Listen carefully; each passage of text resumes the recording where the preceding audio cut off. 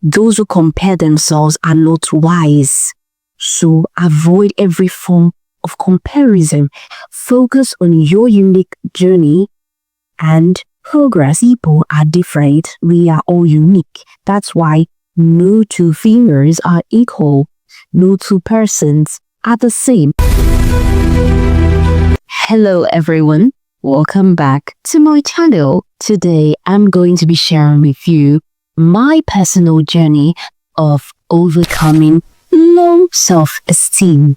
Low self-esteem is something that's associated with many individuals these days, most especially adults. The steps I'm going to be sharing with you, I guarantee you, they're practical, and if you put them to work, they are going to be helpful in so many ways. So let's delve right in. First point is recognizing your self-worth. Many people don't know what they're worth. Identify and challenge negative self-talk. Because of environment, because of corona, many people have become so used to having negative comments made about them, and with time they began to internalize these thoughts, which they felt became a part of them. So they begin to see or feel less of themselves. So first thing you have to do is identify these negative self-talk, which comes in form of thoughts. They start with your thinking process. How do you think? When you identify a negative self-talk, challenge it with a positive self-talk. For example, you have a presentation and then the thought pops up in your mind, you're not going to do so well simply because you didn't do well in your last presentation. Now, when a thought like this comes to mind, what you should do at that point in time is picture yourself having that presentation and meeting your target, achieving your goals, having a wonderful presentation. Now, when you have that thought in mind, then you speak it. You tell yourself, I am going to have a wonderful presentation today. So you first identify the negative self-talk and challenge it with a positive one. The next thing you want to do is erase negative self-image. Like I said, it starts from your thought process. So what you have to do is erase that thought from your mind. If you see yourself as not good enough, erase it and replace it with the person you would rather want to be. If you see yourself as someone who is always a lack, who doesn't know how to manage his fund, what you have to do is replace that thought with someone who is wealthy, who is financially stable, who has the right assets. Replace those thoughts. Erase all the negative images that pops up in your mind. After erasing the negative self-image, you did develop a positive self-image to learn how to speak positively to yourself. I didn't bring my notes here. Now, this was one of the things that helped me during my self-confidence journey. At a point in time, I watched a video by Steve Harvey where he talked about writing 500 things you want or you need. So what I did was I intended writing 500 affirmations because I really wanted to erase every iota of negativity that would want to pop up in my mind. I wrote down these affirmations, but the interesting thing was that I couldn't even get to 500. Do you know why? Because there's a whole lot of wonderful things about myself. I was writing these affirmations and I was smiling to myself. So one thing you have to do is learn how to speak positively to yourself. If you have a mirror, stand in front of the mirror. If you feel you're not beautiful enough, stand in front of the mirror and tell yourself that you are beautiful. Remember, nobody is going to tell you you are beautiful if you don't see yourself as beautiful. You know why? Because if you not envision yourself as someone who is beautiful, if you not loaded yourself with a lot of positive self-talk, by the time someone pays you a compliment, it will seem like the person is telling a lie because even you don't believe it. Speak positively to others. It starts from you to them. People that are confident in themselves don't find issues complimenting others because they have this confidence in themselves. If I tell you you're beautiful, doesn't make me ugly. Acknowledge your strength. Everyone has strength. Everyone has weaknesses. What are those things that you're very good at? Try to work on those areas. You might be good at singing and not very good at writing. Work on your singing talent. Work on that ability. Work on that thing you know that drives you. That thing you know that you're so good at. It doesn't matter if every other person is good at that same thing. What's important is that you are developing yourself, you're sharpening your skills. It's fine to also identify your weaknesses, but don't let the weaknesses you have cloud your judgment about yourself. Acknowledge your strength and build on it. Speaking free from comparison. I read somewhere a few days ago, I read in the Bible where it says, those who compare themselves are not wise. So avoid every form of comparison. Focus on your unique journey and progress. People are different. We are all unique. That's why no two fingers are equal.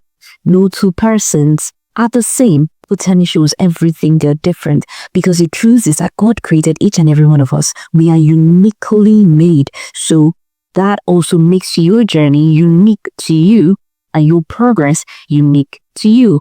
Ensure that you compare yourself with your past self and your present self. Ensure there is a forward progression.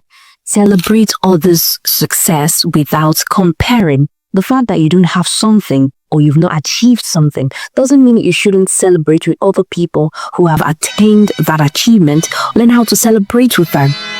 But most importantly, when you celebrate with them, don't compare yourself with them. They could be friends, they could be family.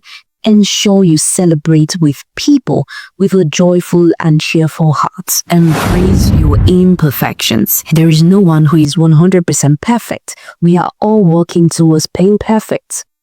Everyone has one or two imperfections. We all have flaws, we have strength and all of that. It could be your physical appearance, it could be in your character. Whatever it is, embrace your imperfections. It is what makes you unique.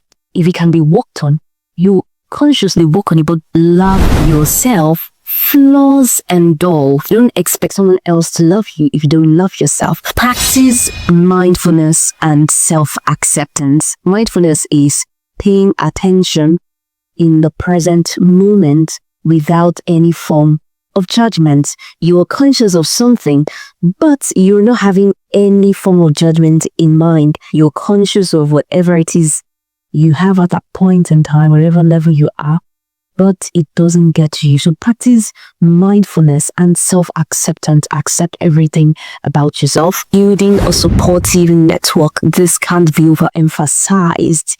You have to surround yourself with positively minded people. Surround yourself with positive influences. In short, surround yourself with people that inspire you, helps you recognize your worth on a daily. People that add value to you. And one thing, this is actually two-sided. When you identify such people, you surround yourself with them. Ensure you have something to give in return. It doesn't have to be material-wise. It could be knowledge. It could be time. It could be attention. Ensure you are adding value also. So when they pour into you, you also have something to pour out. If you know you don't have anything right now to offer anyone, you can start small. Start by studying yourself. Start by exposing your mind to information. With time, you begin to gather a lot that you can actually give back in return. Remember, iron, they say, sharpened iron. If someone is pouring into you and you have nothing to give back, nothing meaningful, with time, it becomes one-sided. And that kind of relationship will deteriorate. Ensure you also have something meaningful to contribute. Nurture meaningful relationships. Ensure that you're building a very good relationship. You're spending your time with the right people. You're giving your attention to the right people and you're not wasting it. Number 5, self-care. Prioritize activities that boost your mood, that boost your energy. If you don't know what these activities are, take a pen and scribble out things you know that when you do these things, it makes you happy. It could be your skin routine, spa treatment, grooming, your dressing. Pay attention to how you dress, because one thing about dressing is that it also helps boost self-confidence. Read books. It helps channel your thinking in the right direction. I have read tons of books. I have lost count. Do you know why? Because during my self-confidence journey, I started with one book, the title of the book being The Secret of Success. That book changed my life. And be intentional about the kind of books you read. For example, since you're building your self-confidence, you might want to read books that would help develop yourself, help you discover yourself, inspire you to become a better version of yourself. So these are the kind of books you should read. So read a lot of books and try to practice what you read too. People have put in their experiences in the book. The same way I put in my experience, the little tips that helped me during my self-confidence journey in a video, that's the same way other people put in based on their experience or based on things they learned in a book. This is one of the things that helped me read a book to channel your thinking in the right direction. Thank you for watching. Remember, self-confidence takes time. But with these steps, you can commence your self-confidence journey. If you found this video helpful, kindly like, hit the notification bell to watch more of my videos on personal growth.